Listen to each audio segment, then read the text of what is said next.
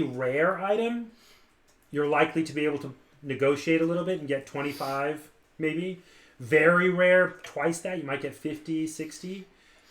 Something that's legendary, which is to say a known, like this guy's special that thing, like it's a one of a kind type of thing, you're getting into, you might get some silver for that or something more valuable. Sometimes you find an artifact that's unidentifiable. By the way, I'm getting these categories just straight from D&D Beyond.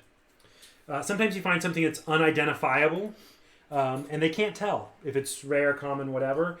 If you find one of those, it's worth a couple hundred copper, or a couple silver, gold, maybe even a gold, although you've never seen gold.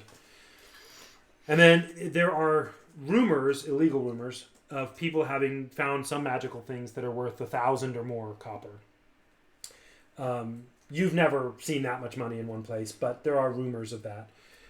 So that said, and just to give you a mechanical idea, you'll have some opportunities to find magical things, and then you'll have choices to do like, do I keep it? It's risky, right? If it's valuable, but also it's useful. So you'll have some things like that you'll have to deal with, and then magical items. Yeah, that's about all I think you need to know from there. I have a question. Yeah, go for it. Right now, Diamondback from his starting equipment has 15 gold. That probably should not be there. You do not. Yeah, that's right. What should that be instead? How much money? You tell me how much money he has. Like, tell me in natural language what's his level of wealth? Having fled from his... Yeah, his villages are probably considered very poor. Maybe he has a copper? He probably has none. Okay. That's really common to have no money. He has none then. Yeah, if that's common, he doesn't. Yeah, then he doesn't have any. I would guess probably none of you have much copper, and maybe Percival might have 5. Yeah, might have 5 or 10 copper that he managed to grab on the way out, and that would be money that he kept in a safe if he could have a metal safe, like a bamboo safe or whatever. That would having an individual having 100 copper would be someone that you're pretty sure has been doing some really unethical stuff. Slaving, stealing, killing. It's still 10 to 1. It's 10 to 1 though, right? So 10 copper is worth 1 silver, 10 silver is worth 1 gold. Okay. Yeah, and in your lifetime, you've definitely seen silver at least once. You've never seen gold. You definitely have seen iron, because the iron bell comes and they have an iron bell. Like it's not huge, but they each carry. You can hear it tolling, and you've seen them with their armor and swords, and they have whatever, but nothing much more exotic than that, as far as metals. I think when we talked about Oval before last time, I think Oval had a little bit of money because Oval had a job cleaning filth for different villages, and he's likely to squirrel it away for security. Yeah. So I think that's what we had talked about. Like 3? Yeah, that's very reasonable. And depending on how frugal you think he was with it, he could be up to like even a silver, or he might have found 10 copper or something like that. That would be the equivalent of a refugee coming from one country to another, in our terms, having a few $100s. Having 10 copper would be around there. Ballpark. So that seems... I mean, Oval, what's he spending it on, right? If he gets money, he's got it, and he's old, so why wouldn't he have money? Maybe to save himself, like, he gets paid, and if anybody wants to slave him, if you get slaved and you have 10 copper, they're likely to take it and say, yeah, I'll take the copper. And you? Or... No, the tribute captains, are likely... You can redeem somebody out of slavery that way, if you... not like if you're just randomly walking up to them and buying slaves, if they're taking them back. But if they come and they say, we're taking 8 slaves, and you say, how about 80 copper instead, they'll likely say something like, what's that, 100 copper? Sure, for 110 copper, I won't take anybody. They don't mind using their power that way. And there's no head count from corporate telling them how many slaves to bring, right? These are you know. Well, we don't know that. You don't know that, right? But you see what I'm saying? That's the kind of ethic that you're involved in, and you do know that they're likely to let you buy your relative's freedom. So nice. Anyway, any other questions or anything? What about like potions and consumable items? Do they have like a discount or discount for buying? There will be opportunities to buy that. There also will be opportunities to find stuff in the forest. Yeah, what I'm saying is like, if you have like just a pot and you're making a stew and you accidentally make like a potion of spider climb, would that have like a discount for selling it to the Iron Bell if that were to happen? Yeah, those will definitely be worth something more than just regular old porridge. It'll be like porridge of spider climb apparently. Right. And if that comes up, if that situation arises, and I have a mechanic worked out for you to be able to discover those attributes of something. Not everything has a magical attribute, right? But there are things that do. If that comes up, and I will definitely tell you if it's relevant, like you take a bite of such and such, you notice that you feel a little less visible than you used to, or something like that, right? So, yeah. Or also you feel super queasy, roll a Constitution saving throw because you found a really strong poison or whatever. You know what I mean? Like, yeah. Or you ate a fireball, or whatever. Tasty. Okay, well that's about it. So tell me a little bit more about. I'm trying to imagine it's mostly like tribes. It sounds like little villages. Yeah, hamlets. And there's almost non-existent commerce between them besides the gypsies. Right, which end up having basically traveling bazaars. Okay. So it's mostly just like subsistence farmer type of hunter-gatherer. Well, the work is not grueling because the forest is very plentiful. So everyone's a hunter-gatherer. There's actually very little agriculture and cropping and husbandry because the natural plants and animals. So not a lot of foraging. There's not a lot of foraging for sustenance, partially because you don't know what the magical effects are, and you're not going to get, wheat that kills you. So there is actually small farming because of crops that are safe. And they just grow naturally and plentifully and easily. Yeah, an apple tree, a wheat field, potatoes, something you bite into it, and you're not going to be like surprised that, oh my goodness, my eyes are gone. Yeah, I'm blind. Your town probably has a stable food source that you have cultivated.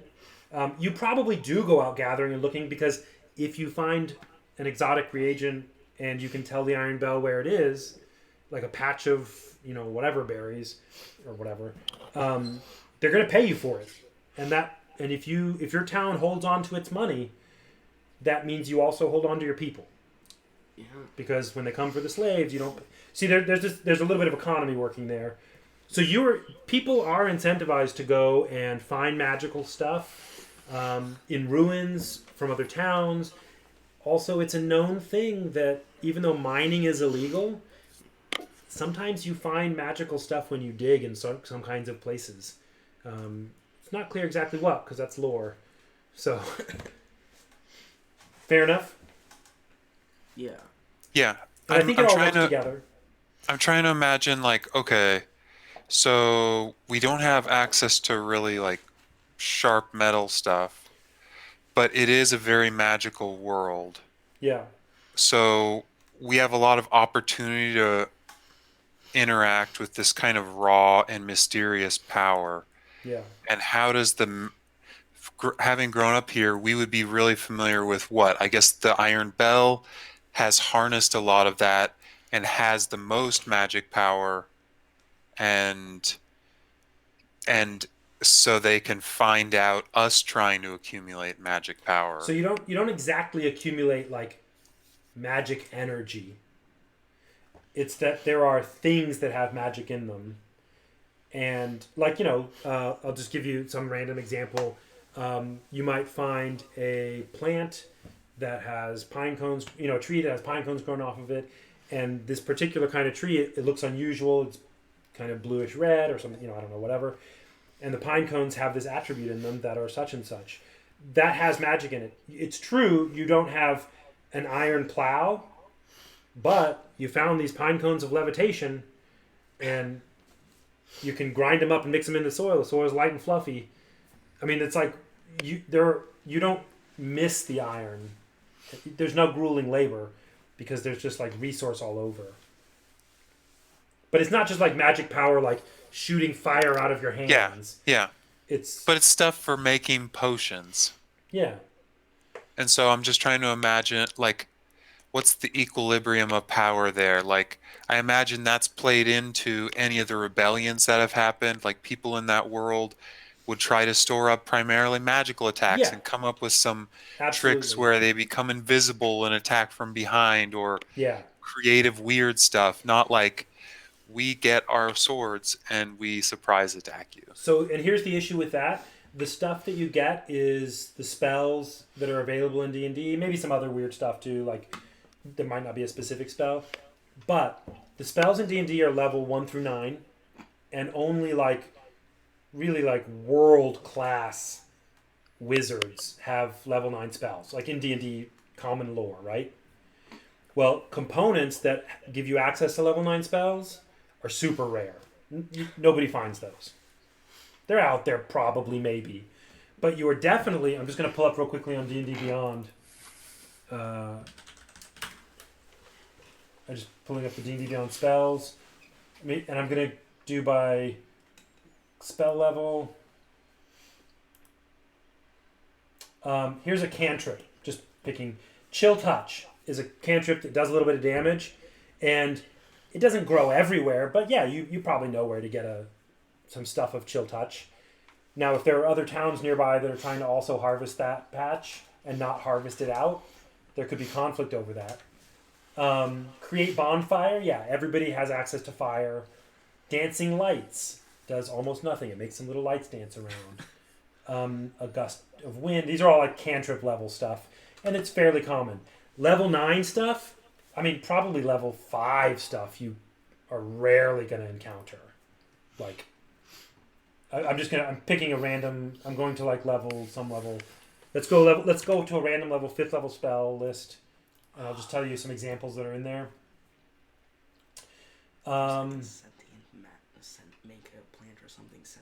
Cloud Kill is a level 5 spell. Create a 20-foot radius of poisonous yellow-green fog centered on a point you choose within range. And it does a bunch of damage. And that's something that a level 10 wizard has access to, which is a very powerful wizard. And to give you a sense, it's like halfway through the whole power structure, right? That's, a senator or something. You're not going to find a whole lot of that in the world. For magic to have concentrated into plants that at that level of power is just rare. Much less the really strong stuff like, I don't even know what all the spell levels are, but you know what I'm saying. I'm just searching to see. Invisibility is level 2, so yeah, there's some invisibility stuff. Remember, though, with invisibility in D&D, if you do pretty much anything, you're not invisible anymore. Okay. Also, see invisibility is also a level 2 spell. So. Equally rare. Yeah. So my point is, this uses the economy of power that D&D has already created, and it preserves that. I see. And it just puts it in the hands of even peasants. That's right. Though, and to be fair, there's one other mechanic that is slightly relevant. It's somewhat relevant. You will care about this, but it's not super relevant to know. But which is, if you do happen to find something that's way above your level, you are at a significant disadvantage in using it. It's much weaker. If you do happen to find a thing of level, like a level 5 spell, and you're level 1, you're not going to use it as effectively as you would if you were at level 5. Okay. So you won't be invisible as long or as well or something like that. You'll be invisible but super smelly. Something like that. The stink lasts longer than the invisibility. That's right. So, but you get the idea. Fair enough? Yeah. Okay. So the headwater starts, the rivers go down. Everybody knows that the rivers are bigger downriver. Nobody knows where the water comes from. But the rivers get bigger as they go downriver. Maybe So, Like wider or bigger like volume? bigger, like wider and tougher and faster and rushing Okay. and dangerouser. So which one of them? What if you start from the left and go? So if the iron bell is down at the bottom and there's a fan coming out from it upwards. iron bell's in the middle and it comes out as spokes. Spokes. Gotcha. So there's only two directions in the world. Well, that's not true. There's clockwise and counterclockwise, which you could call east and west if you wanted. And there's upriver and downriver. It's a radial system. Clockwise. Sure. And anti-clockwise. That's right. As Dwight says. So one of those 6 has a bayou somewhere either on its side or it terminates into a swamp. And the scale we're talking about here, the river is like each one of them, when you get down to where you guys are, it's reasonable to have it be the rough size and power of the Mississippi. Okay. It's a big deal. These rivers are big, and they feed all the trees, and it feeds the whole land.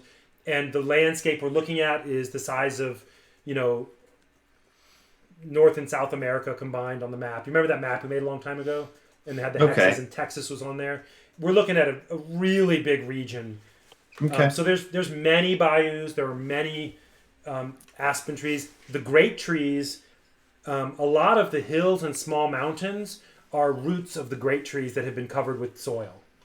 So months and months and months to walk across if you survive. If you wanted to go clockwise around, obviously... gosh, that'd be years. Nobody would do that. It'd be super dangerous. And it depends on how close you are to the Iron Bell. Right.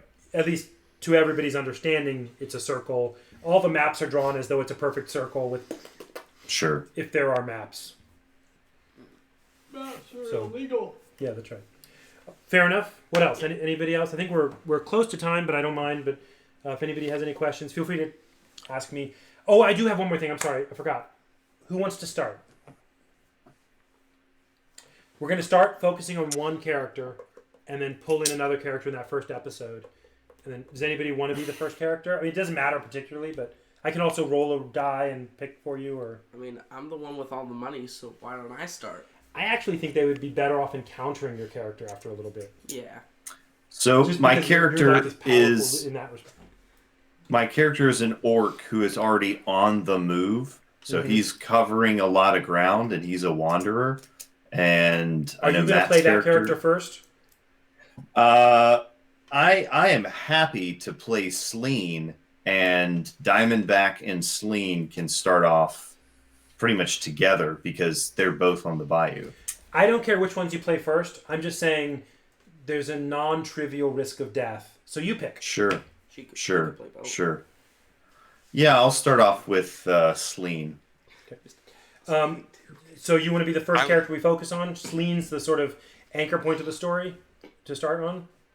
Jared, did you want to do that? I think I would prefer Sir Robert to learn what all the characters are, and then at his artistic discretion, with some intuition of like how we might meet, see who it would be best to start with. Okay.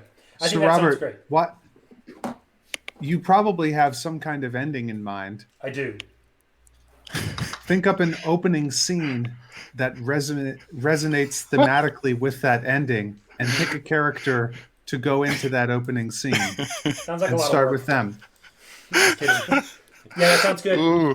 One thing I'll say though, that's a great idea, Matt. I also would like you to pick, is what Okay. I'm saying. I'll definitely pick then. And one other thing to tell you is one of the things I learned, and thank you, Josh. I learned from your 3-shot really in the end was that it is so hard to work with that many people at a time. So I'm actually, my goal is to have us accumulate the party and be having about 4 people-ish per week. which will mean there will be times when y'all will have a week or two off, cycling some in and out. And I built the story in order to accommodate that so that we can have faster moving action, more interest, and also so people can have a week or two off at a time. So just to let y'all know, what I'll probably do is I'll pick 2 of you. I'll let you know. Y'all will meet in the first episode. That'll get us going. And then I'll let you know as you're coming in. And we'll figure out... I have a way in mind that if I tell you, it has a little bit of spoiler, so I'm not going to do that. That will allow you to come in and out. Okay. So, sound good? Do it. All right. Well, thanks, everybody.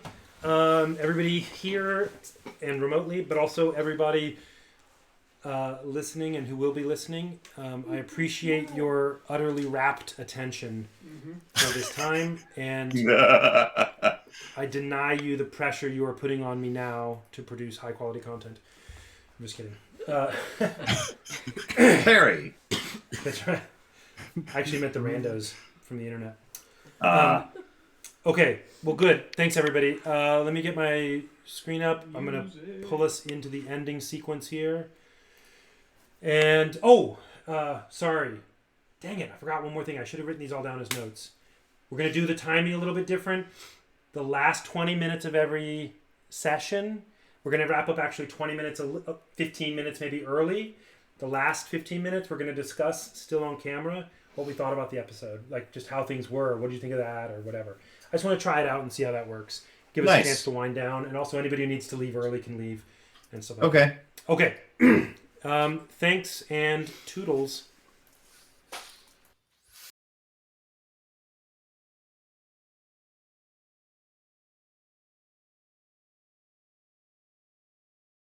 It was episode 0. Okay, we're back in, and Matt wanted me to tell everybody that failure is beautiful.